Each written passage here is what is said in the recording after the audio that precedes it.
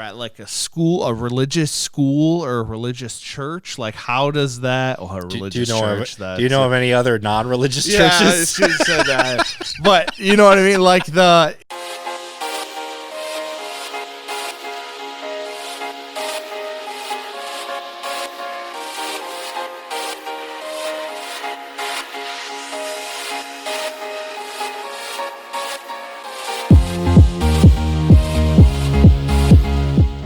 Hello and welcome to another edition of Popcorn Bucket List, the show that is actually, I don't know if you know this or not, 100% AI generated since the year 2020.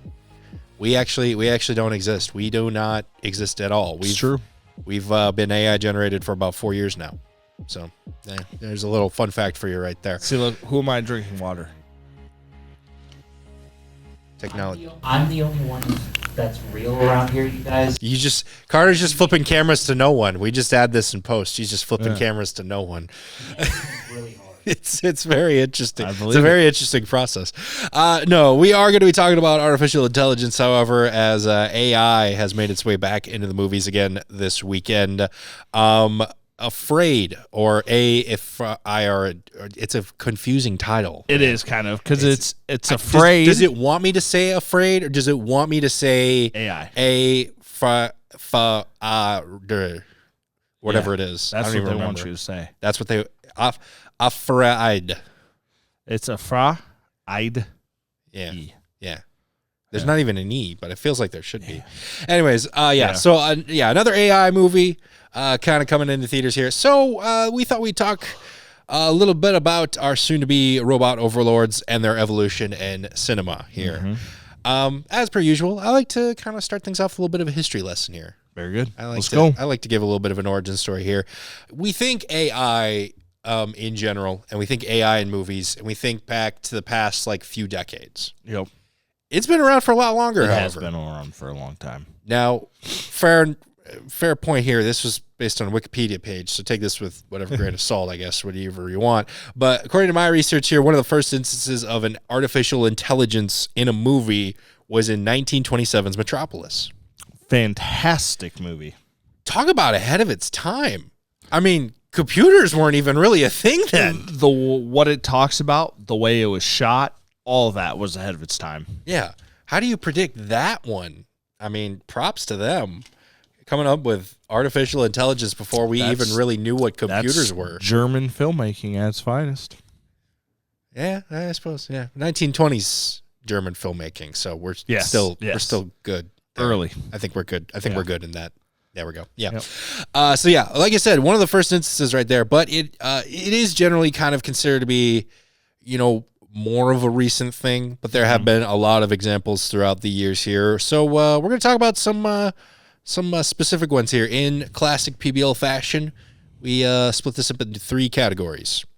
Scariest, most helpful, because sometimes AI can be helpful. Very helpful. And then just in general, our favorite. One that we wish, if we had an AI companion or something like that, we had access, one that we wish we could have with us. So I say we start with what I think is the more difficult one here, scariest. Yeah, because there's a lot of scary AI movies. Well, because more often than not, that's the way they're portrayed, right? Mm-hmm. They're more often the villain. 9 times out of 10, they're the villain. Yep. They're the enemy. They're the thing starting the conflict in the movie here. So there's way, way more options for scary AI. So I feel like it's going to be a little bit harder to narrow those ones down. But let's talk about a couple that we kind of thought about here. Why don't you kick us off here? What is the one you put down for scariest? Well, for my scariest, I actually went with one of my favorites, is Ex Machina. Basically, it's got 2 of our Star Wars bros, Oscar Isaac, and I can't remember his name. He's the bad guy. He's in a bunch of good movies. He's awesome. But he gets brought to Oscar Isaac's house to test out this new AI model, to see if this AI understands, how smart it is. Does it understand that it's AI? Does it have its own thoughts? And then AI terrifying things ensue. And it's awesome. And it's scary, because then at the end of the movie, it's like, well, now what? So yeah, That's what I was going to say. The reason why I love this pick of yours, and for the record, I couldn't think of the name either, but it's Donald Gleason. Yep, was the Donald other guy. Gleason, So yeah, Donald Gleason, Oscar Isaac, both known in Star Wars. Before that, though, they were in this movie. Yep. The AI in question here, Alicia Vikander. Sorry, I mispronounced that name. But yeah, I think this is one of those movies where it's like it holds on to the scary part of AI for the longest time until the end. Yeah. And then you think to yourself, okay, how long have they been planning this? Yeah. What's scarier than an evil plan? One that you don't realize someone has been planning for years. Yep. Yeah, and you could definitely tell, like, as you watch it, it's like, it's not really that scary until the very end. And then it's, like, terrifying. Yeah. Because also, and more often than not, like, when the AI starts to do its thing, it's like a corporation, so multiple people already know about it, so they're already trying to combat it, so you have at least a little bit of a head start in fighting it. The world doesn't know about this. Yeah, the world's got no idea. They were completely oblivious to this one here. So yeah, I first when I saw that, I was like, really? That's the one I figured you'd pick that one for favorite, if anything. But yeah, that one's a scary one. It is. That one's a scary one for sure. The one I picked for scariest is a little bit of a lesser known one here, actually. And when I finally decided for scary, it kind of along the same vein of like the majority of the world doesn't know what this one is doing here. I went with, it's an AI known as Aria from Eagle Eye, and I'll look up the acronym here. This was a 2008 movie, a little bit of a lesser known 2008 movie. That's with a little Shia LaBeouf, right? Yep, young Shia LaBeouf. This was when Spielberg was really trying to push this guy's career here. It is the Autonomous Reconnaissance Intelligent Interrogation Analyst, or ARIA. I can see why they pronounce ARIA's better. Rolls off the tongue better. Basically, this was like a U.S. government project sort of thing, and the whole movie is essentially the AI making it look like it was on the government side still, but also essentially putting Shia LaBeouf and I believe it's Michelle Monaghan, these two separate strangers, into some sort of position to essentially overthrow the government. Basically, like, it was forcing them to do this. Yeah. And the reason why I put this as scary is because this AI did this on 2007 technology. And what got this close to complete, like, assassinating the president, overthrowing the government. We're still talking flip phones here, people. Yeah. And this AI was able to do all this while tricking the government. And part of it is because usually the AI has to, like, hack into the systems. We opened the door and built it in there. Yeah. So it's on us. Well, and a lot of AI nowadays, that's how it is. It's not, oh, hey, let's allow access. It's, hey, we're building this with Google, with Facebook. We're leaving the door wide open. Yeah. Security cameras off. Yep. It's happening. Yeah, that's the one. That's the AI I'm scared about, is the one that we're building into it and everything like that. Resist. Yeah. But it's just the fact that a lot of times it's either, when you look at like Skynet or Matrix, it's like futuristic guns, EMPs, all like war stuff. Here, it was able to just about take over everything with access to flip phones. Yep. So BlackBerries, don't ever underestimate them. Imagine a sequel nowadays where you took that thing and put it in like smartphone technology. Yeah. Oh, we're done. We're done. He'd be eagle eyes. Didn't they try to do that in one of the Fast movies? Weren't they after some? Oh, God's Eye.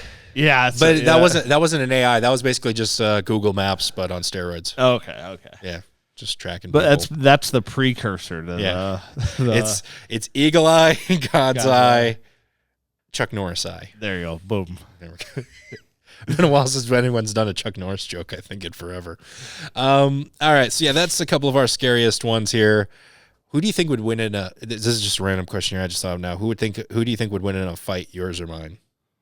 In the scariest terms, I would say mine. Yeah, I would say yours too, just because it has a physical form. Mine was just like a Cerebro looking thing. Yeah. So. Yeah. She would just go. Not even that. Probably just like go in there and break it physically. Yeah. She is strong. Yeah. Yeah. Yours would definitely win for sure. Let's move on to helpful here. The I think lesser known or lesser used plot device in an AI-driven movie. That is more often than not why artificial intelligence is made. Not only in movies, but in real life. Exactly. Took the words right out of my mouth. It's meant to make life a little bit easier. So, what do you got for most helpful? So I went with the movie Upgrade. Now, have you seen Fantastic Upgrade? movie. Yeah, Fantastic awesome. movie. The action sequences are great. It's always funny because the actor reminds me of a younger, little goofier Tom Hardy. Like, and I remember, like, that's how he sticks out to me. I can't remember his name off the top of my head either. But no, this guy has an accident, quadriplegic. Can't move anything below his neck. Gets implanted with a little chip, almost like a Doc Ock, little chip in the back of the spinal cord, and gives him full control over his body. And it also allows the AI to take over his body and do things. And it's awesome. It's kind of like where Elon Musk is going with Neuralink, not to the same. You know, obviously it's not controlling. It's technology that's built to affect biology. Yes. More often than not, these technologies and these AIs are built for computers, but it's technology made for the use of to advance our bodies, our physical form. Yep. Which is, I think, again, another lesser aspect of artificial intelligence. I remember when I watched this movie, this was the Venom movie I wanted. Yes. Yes. And I think it's interesting how you compare him to he is a smaller Tom Hardy. He's a discount. He's a discount Tom Hardy. Yeah, nothing against that. No, he's just that's what he is. Discount Tom Hardy is better than most things anyway. Yeah, so yeah. It's kind of like how even discount Oreos is better than most cookies. Yes. Let's be honest. Yeah. But yeah, it is very helpful until it does. Well, I don't know if we want to spoil the ending here. I don't know. Let's just say you could also easily make an argument for scariest for this one as well. That's true. But for the way it's built, definitely probably most helpful. The one I have down here for most helpful, and I feel like it's not one people think of right away when they think of artificial intelligence, R2-D2 from Star Wars. Oh, okay. It has a personality. Yep. It's made from computers and tech, so it kind of checks the two boxes of it being an artificial intelligence. Yeah. And he is a ride or die little tin can. True. He's got everything Luke needs. Yeah. He had everything Anakin needed in the prequel. He kind of everything. He kind of sat out during the sequel trilogy, which don't blame him. But he had a mission in that first one, and he was not going to let anything stand in his way. Not the deserts of Tatooine, not the Jawas, not nothing. He was going to find Obi-Wan and deliver that message. Yep. And ever since then, he is the most reliable piece of tech that you want next to you, carrying your lightsaber to launch at any moment. Boom. He's not in any of the latest 3 films, is he? Yeah, he's in them. Is he in them? Yeah, he's just not in them as much because It's not canon, right? I almost went week number 3 in a row of us doing that joke. I guess let's see how far we can make that go. No, I was almost gonna go BB-8 just because I feel like he can traverse more terrain. Yeah, with his. He's not as helpful though. I don't think. Yeah, I mean, it's yeah. I think R2 gets that little boost because he's one of the most loyal guys ever, but he does have a personality. He's kind of like I wish there were subtitles. If George Lucas ever makes another special edition, can he make it with subtitles of what R2-D2 is actually saying? Because I guarantee you some of those are swear words. They gotta be. He's got the mouth of a trucker. Yeah, he's got R2-D2 has, I bet, and I'd love to hear it. So he's loyal, but he'll tell it to you straight. Yeah, can't ask for more in a friend. There you go. But that leads us to the third and final category here. Basically, our favorite of all time. You could mean that in any different sort of way here. Yeah. No surprise, really, what one you picked. Yep. Why don't you just rip the Band-Aid off, talk about 2001: A Space Odyssey. A lot of people don't probably lump 2001: A Space Odyssey in with AI, but a good portion of the film is I'd say at least a third of the film is the humans battling HAL 9000.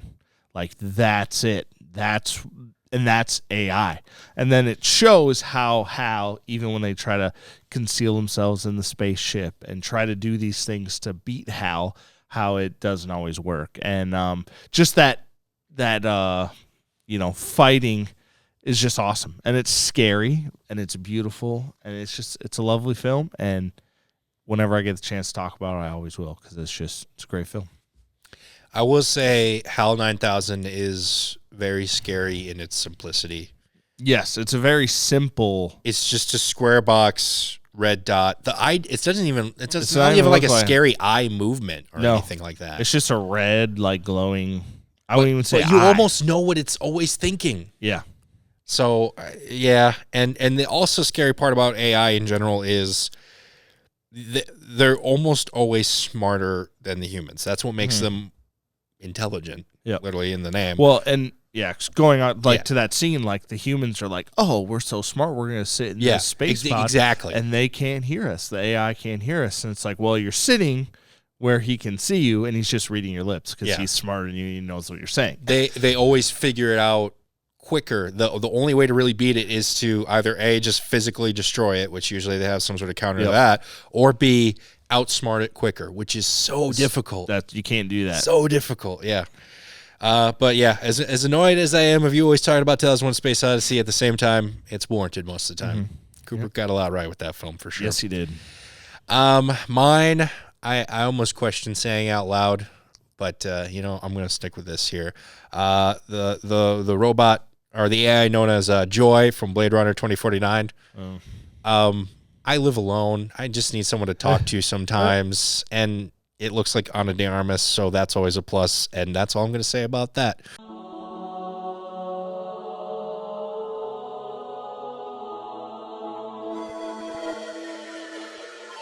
Oh my god, that's a lot of enemies. There you go. What?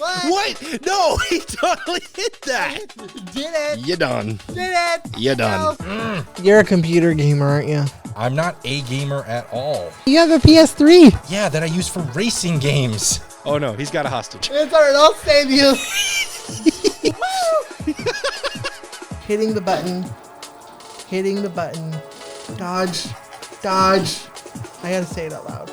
Oh my god, that's a tank!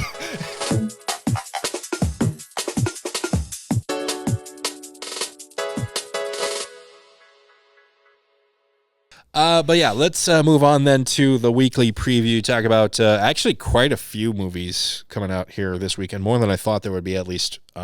Yeah. But first things first, we've been talking about AI.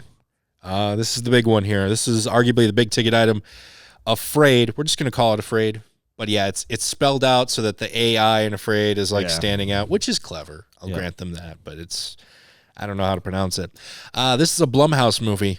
It is set around a family that is testing out a new sort of Alexa-style home helper that learns all about the family and protects them at all costs. I can't wait to watch it. I think it looks awesome. And I get to see my boy Harold from Harold and Kumar go to White Castle. John Cho. I believe it's Cho. Yeah. I like him as an actor. I think he's a cool dude. I feel like he is still known more from that movie, but he's been in quite a few. He's done a lot more dramatic stuff. He's done a lot more serious stuff, some tense. He was in that Searching movie. I thought he was fantastic in that. Yep. Especially when you, as a character, have to have like 95% of the screen time and carry the movie. That is hard to do, and he knocked it out of the park here. So I think he's going to be a great addition to this movie as well.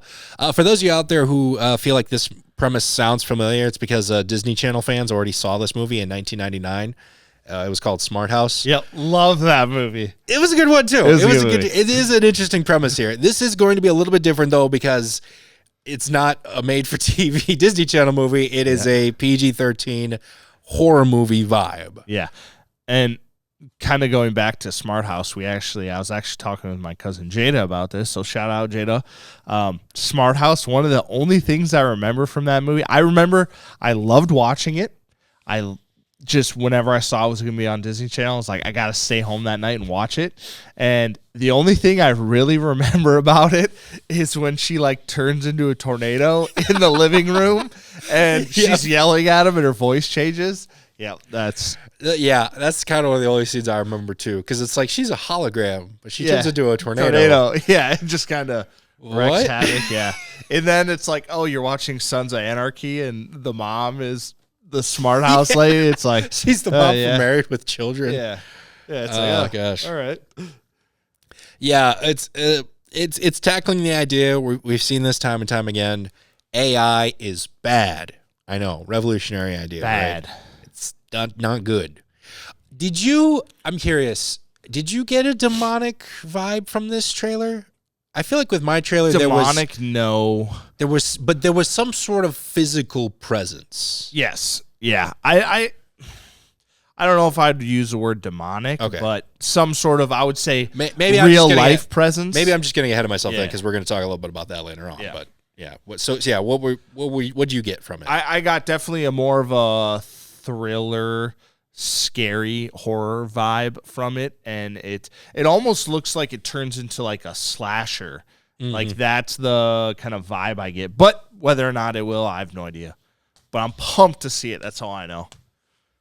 Yeah, I think it'll be a good one. It's every once in a while you do see these movies. It's like, okay, the concept isn't anything new, but you look forward to the studio and the actors that are a part of it that have done good in the past. Yeah. Like you said, John Cho's in this. He's done good. Blumhouse, I thought they did pretty good with that Megan movie. Yep. I think they're going to do something similar here. So, also coming out here this weekend, Slingshot, also coming to theaters. This is a sci-fi movie that stars Casey Affleck and Lawrence Fishburne in a space mission. And Frenchie from The Boys. That's where he was from. That's Frenchie Oh, from The my Boys. God. I can't believe I didn't see that. Thank you. Yep. I kind of recognized him, but I didn't have time to look into that. Thank you. Yep. Thank you for filling in that gap for me. Yeah, this is a 3-person crew aboard a spaceship. Basically, their mission is, I think their plan is to eventually colonize the moon of Titan, which is one of the larger moons on Saturn, because it's like the closest thing that could be a habitable Earth, potentially. Yep. But they first have to send a crew to make sure that it's possible to actually travel to said moon, and that's where this crew kind of comes in. Now, here's the one thing that did kind of bother me about this movie here, is because it felt like it was going two separate vibes. There was sort of an Apollo 13 vibe. Yep. It's like, okay, we're on this deep space mission. Things are going wrong mechanically. How do we fix it? Can we fix it before things go wrong? But then there's like this psychological thriller going on at the same time here, because throughout their trip, they have to keep going through these hibernation cycles. The drug knocks them out. The drug might have side effects.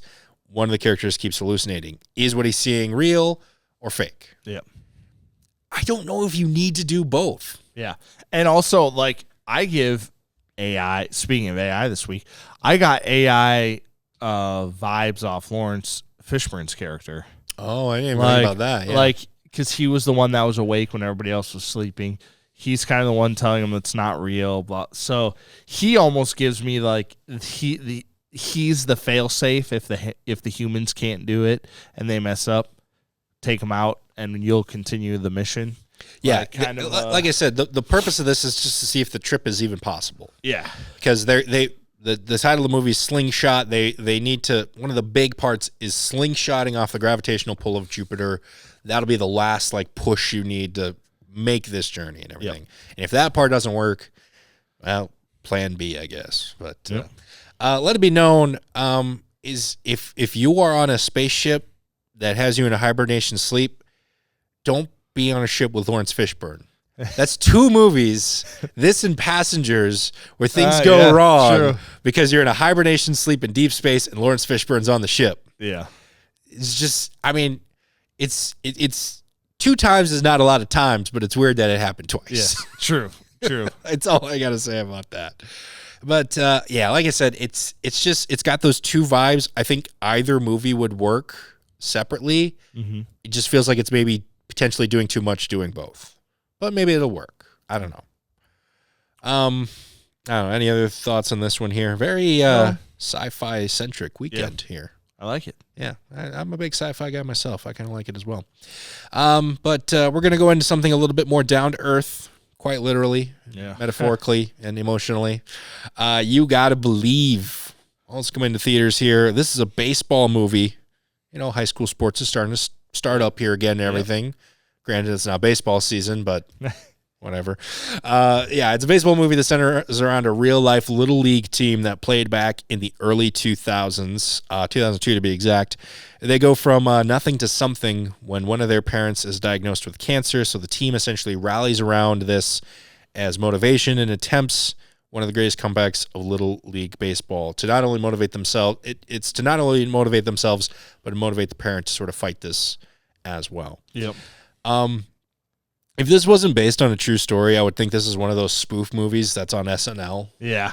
From the title to the shots to the lines, like, oh man, this movie's got more cheese than a dairy aisle at Ivy. I agree 100%. But when you're working with kids, like young kids, about a feel good, sports movie, there's so much cheese in it. So much. I was going to say, as much as we kind of rag on it for that, at the same time, We love it. yeah, We eat it up. That doesn't necessarily mean bad. Yes. I do think this movie does look kind of good. Yeah. I'm sure it will be emotional and a nice drag. And, after you watch it, you can figure out where the real kids were in the movie from, the real story. So it'll be good.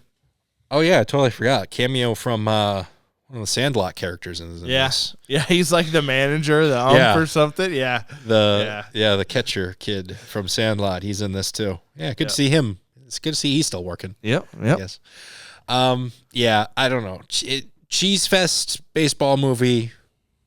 Does that mean it's going to be bad? Don't see it? No, definitely not. But if you want, you know what you're going to getting into in this one here. Yep. But again, if it wasn't based on a true story, I would have been like, is this an SNL sketch? This looks like an SNL thing. Yeah, where's the when's the punchline coming? Where's Bill Hader? Where's he in this?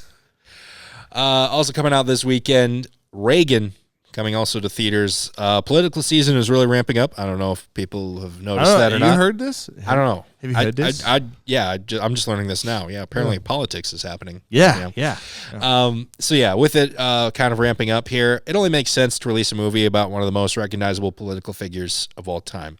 Kind of surprised there hasn't been a big biopic movie about this guy before. Yeah, that's actually a really good question. You talk about Ronald Reagan, whether you like him or hate him, and I've heard people say on both sides of that argument for sure. The dude led a life. Wild life. Even before politics, you could probably make a biopic on him. Pretty famous Hollywood actor, did a lot of movies, got into government, became a governor. That was already kind of an upset. That was a big upset, yep. Became a 2-term president of the 80s. More or less ended the Cold War. I don't know how much you can give credit to him for that, but he was a part of it for sure. He was a part of it, yeah. Had an assassination attempt on him? What the heck? Yeah, that doesn't happen to just everybody. How has there not been a movie made about this guy before? Yeah, maybe there has. They were just really bad. Maybe. The dude's got a long life to cover, and it looks like this movie's covering all of it. Yeah. Do we think that is too much for a movie to cover? If it's done right, it is. I believe it's going to be a little bit of a longer one. It's over 2 hours, I think. That's Let me good. double check that. I like that. Yeah, 2 hour 15. You don't like that. I like that. I'm fine. I maybe am fine. 2 hour 15. I don't know. I lean towards if you're gonna go over 2 hours, you got to earn it. Yep. Which, considering how much this guy did, he probably did earn it. I'm gonna be honest here, but yeah. There might not be a whole lot of people that you can make 2 hour long movies about, but I think he's one of them. I don't know.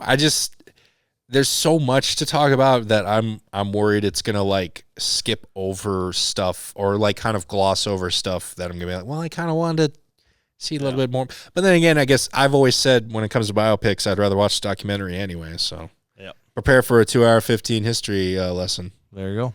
Of Ronald Reagan, played by Dennis Quaid. I know, and there's times where his voice sounds great, sounds good, And there's times like when he's saying, Mr. Gorbachev, tear down this wall. Mm-hmm. He like, to me, it sounds like he starts out in character, drops character, and then picks up character again at the end.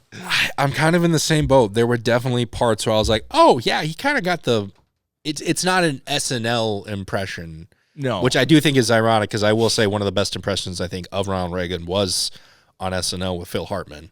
Mm-hmm. Oh, yeah. But there are definitely moments where you're like, oh, yeah, I think you got the cadence down, you got the voice down and everything like that. And then there are other moments where I'm like, are you doing Ronald Reagan or are you just Dennis Quaid right now? Are you just Dennis Quaid in a haircut? Yeah. I don't know. I think it's going to be an interesting one, though. Yeah. For sure. But last but certainly not least, The Deliverance coming straight to Netflix. This one, I think, is our only rated R one of the weekend. Nope, Slingshot was. Never mind.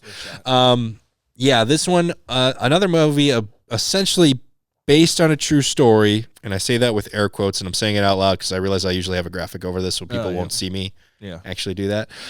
Based on a true story, a single mother and her kids move into a new home in Indiana, only to find out the realtor forgot to mention that it has a little bit of a demon problem. You know, sometimes they forget to mention, oh, this one has had cockroaches in the past. There's mold in the attic. That's something you got to deal with. Sometimes realtors forget to mention that. Yeah. I think this one just slipped their mind. The mind. Yeah, there's a little bit of a demon problem here. Hence why I did the air quotes on based on a true story, because you don't know what's really going on there, but this was apparently a real thing that happens. Yeah. Whether you believe that or not, that's a debate for another day. But we got ourselves another demon possession movie here. A lot of exorcism stuff happening. I don't know which trailer you saw, because sometimes there are multiple ones out there, and it's not like we ever coordinate on that. But the one I saw left a lot to the imagination, and I say that in a good way. Like, there wasn't a lot this movie gave away, and I liked that. You got what you needed to out of this, which is, hey, demons are happening. Yeah. We got to get rid of them. We got to get them out of here. There's not really much more you need to know other than that. Yeah. I don't know. What did you think about this one? This one's a little bit more up your alley. You're kind of an Exorcist kind of fan and all that. It's funny that you say that because I just watched these trailers previous, and I'm pretty sure as I was watching the Harrison Ford one, I typed in the Deliverance trailer in the search bar, and then I started, I don't know if I was laughing or what, but I didn't click enter after the trailer, and I thought that was the last one. So I haven't seen this trailer, but it sounds super awesome. This I mean, it's a real short one. You want to just let's over here? check it okay, out. we're just gonna meet me on 2 here. We're gonna take a timeout, and we'll be back in like a minute.